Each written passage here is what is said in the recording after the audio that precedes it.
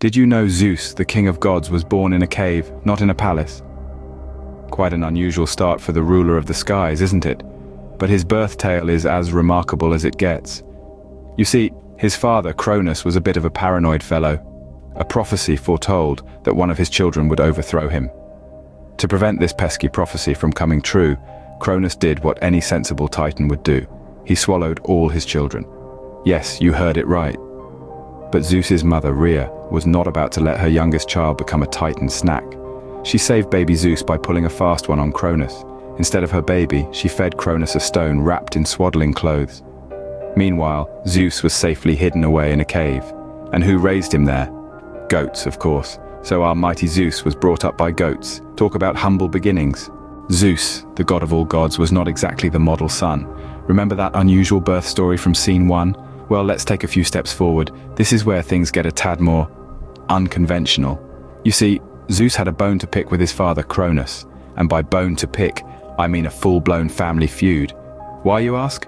Well, Cronus had a rather peculiar dining habit. He'd swallowed all of Zeus's siblings whole. A bit of an overreaction to fearing your kids might overthrow you, don't you think? Zeus, however, was not one to take this sitting down. He decided it was high time he played the hero. With a little help from his mother Rhea and Metis, the goddess of wisdom, Zeus tricked Cronus into drinking a concoction that made him regurgitate his swallowed children. Talk about a family reunion. But that wasn't the end. Oh no, it was just the beginning. This act sparked a 10-year war known as the Titanomachy. It was Zeus and his freed siblings, the Olympians, against Cronus and his Titan cronies. A real clash of the Titans, if you will. Now Zeus wasn't your average deity. He was the god of the sky and thunder, and boy did he bring the thunder. With the aid of his siblings, Poseidon, Hades, Hera, Hestia, and Demeter, Zeus emerged victorious. He banished the defeated Titans to the depths of Tartarus, a dismal abyss as far below the underworld as the earth is below the heavens. And so Zeus became the king of gods, ruler of Mount Olympus. From an infant hidden away in a cave to the supreme deity, his journey was no less than epic.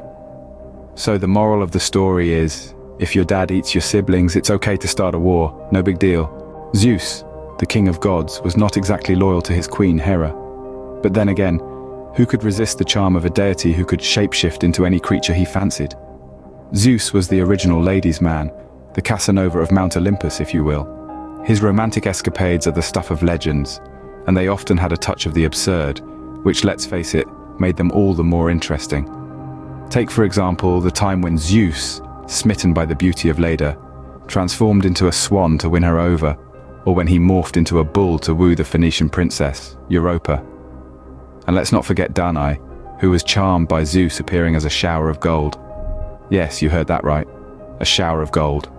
Not exactly your typical pickup line, is it? But Zeus's love affairs were not all fun and games. They often came with a hefty side of drama, mostly courtesy of his wife Hera. Now, Hera was the goddess of women and marriage, and let's just say she was not too pleased with Zeus's philandering ways. She was known for her vengeful nature, especially towards Zeus's lovers and their offspring. Hera's punishments were often harsh and cruel. She inflicted madness on Hercules, turned Io into a cow, and even tried to kill the infant Dionysus.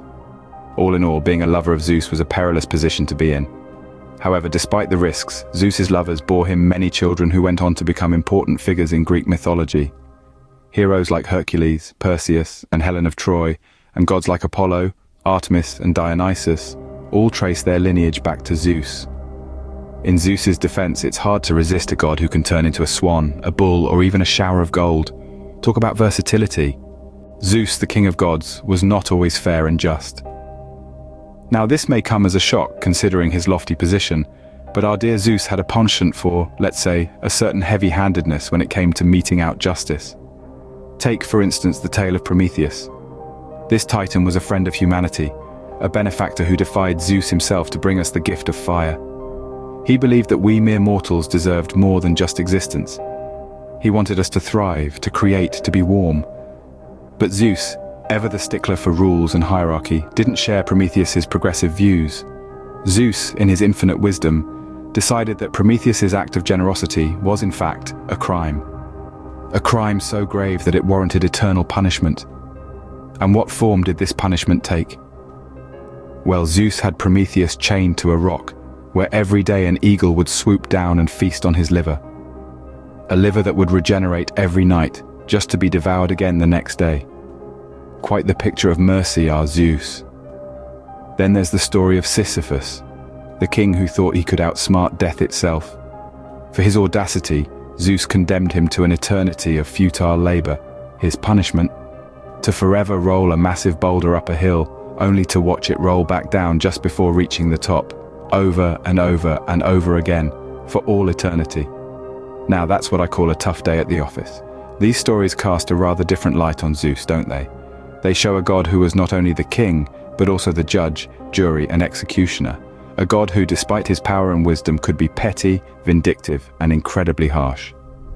So next time you think your boss is tough, just remember, at least you're not pushing a boulder up a hill for all eternity. Zeus, the king of gods, did not have a glorious end. He was the mighty ruler of Olympus, the god of thunder and the sky, yet his downfall was not in battle or by the hand of a formidable foe. No, it was foretold by a prophecy that whispered of his overthrow by one of his very own offspring. This prophecy echoed the one that had once plagued his own father, Cronus. A prophecy that had come to pass when Zeus himself rose against him. It seemed history had a sense of humor and was poised to repeat itself, this time with Zeus at the receiving end. In an attempt to avert his fate, Zeus resorted to the same desperate strategy his father had once employed. Upon learning his wife Metis was pregnant, he swallowed her whole. He hoped this drastic action would forestall the prophecy, keeping him safe on his divine throne.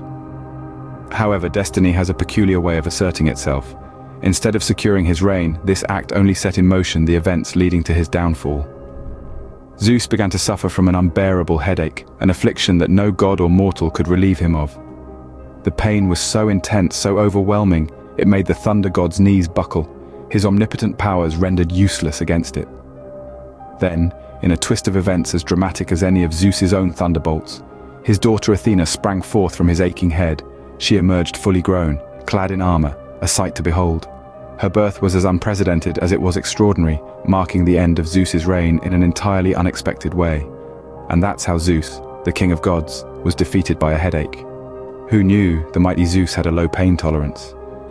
It's a reminder that even the most powerful entities are not immune to the unpredictability of destiny, or, as it turns out, a really bad headache.